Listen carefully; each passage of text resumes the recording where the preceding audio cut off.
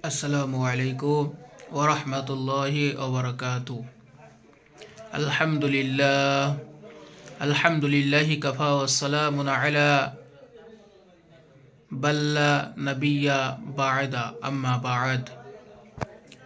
আউযু বিল্লাহি মিনাশ শাইতানির রাজীম। বিসমিল্লাহির রাহমানির রহিম। ألم يجدك يتيما فآوى صدق الله العظيم। মহান আল্লাহ তাআলা যুগে যুগে মানব জাতিকে হিদায়ত করার ও সঠিক পথে সন্ধান দানের উদ্দেশ্যে অসংখ্য নবী রাসূল পাঠিয়েছেন।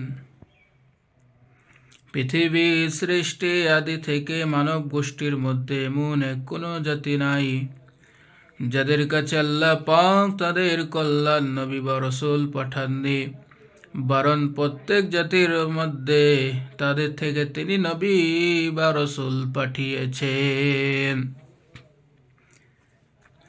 নবী করিম সাল্লাল্লাহু আলাইহি ওয়াসাল্লামের উভয়ের মধ্যে সর্বাধিক কোনো পার্থক্য না থাকলেও বাহিরিক দিক থেকে কিছু পার্থক্য বিদ্যমান আছে। হুজুর পাক সাল্লাল্লাহু আলাইহি ওয়াসাল্লাম হলেন সর্বশ্রেষ্ঠ সর্বশেষ নবী ও রাসূল। তিনি 570 খ্রিস্টাব্দে মক্কা নগরীতে জন্মগ্রহণ করেছেন। তার পিতার নাম আব্দুল্লাহ ও মাতার নাম আমিনা। কোরআনে অধিকাংশ আয়াত তাকে দিয়ে অবতীর্ণ করা হইয়াছে।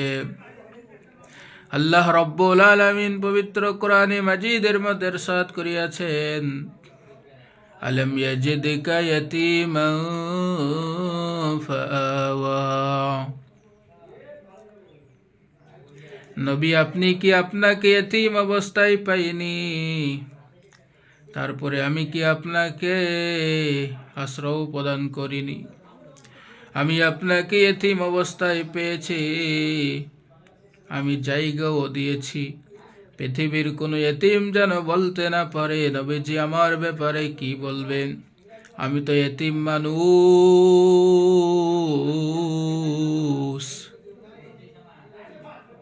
নবীজিকে আল্লাহ পাক এমন ইয়তীম বানালেন যে সমস্ত দুনিয়ার ইয়তীমের সরদার বানালেন। মায়ের গর্ভে থাকাকালীন তার পিতা ইন্তিকাল করেছে। যখন মায়ের প্রসব বেদনা শুরু হয়েছে,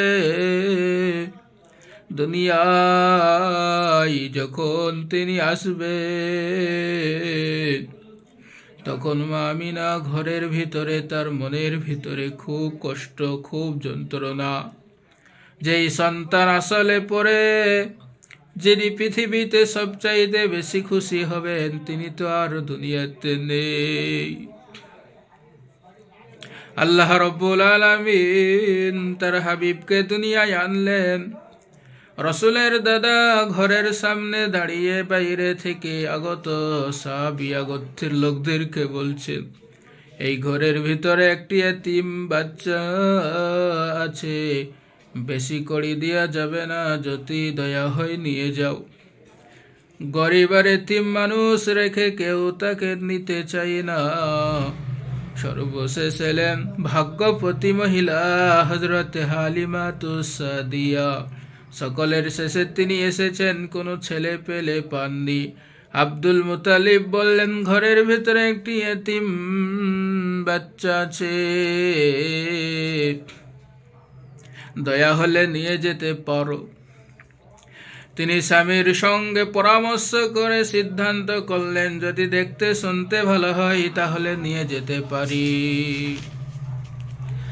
একবার খালি হাতে ফিরে যাওয়ার চেয়ে নিয়ে যাওয়াই ভালো হবে।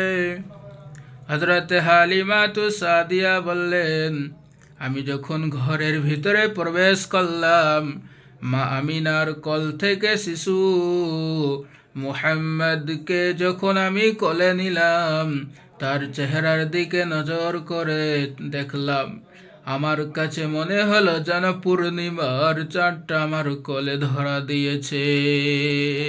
সুবহানাল্লাহি ওয়া বিহামদিহি। আসসালামু আলাইকুম রহমতুল্লাহি ওয়া বারাকাতুহু। আপনারা ভালো থাকবেন। আল্লাহ রব্বুল আলামিন যুগে অনেক নবী পাঠিয়েছেন, তার ভিতরে আমাদের নবী, শ্রেষ্ঠ নবী জনাবে মুহাম্মদ রাসূলুল্লাহ সাল্লাল্লাহু আলাইহি ওয়াসাল্লাম, তিনাকে এতিম হিসাবে আল্লাহ রব্বুল আলামিন সৃষ্টি করেছেন। তিনাকে আল্লাহ এত এতিম বানালেন, এতিমের সর্দার বানালেন। তাই যিনাদের কাছে এতিম ছেলে রয়েছে, তিনারা সকলেই লালন পালন করবেন এবং তাদেরকে দেখাশোনা করবেন। আল্লাহ আপনাদেরকে জান্নাতবাস করবে। আল্লাহুম্মা আমিন, আল্লাহুম্মা আমিন। আসসালামু আলাইকুম ওয়া রাহমাতুল্লাহি ওয়া বারাকাতুহু।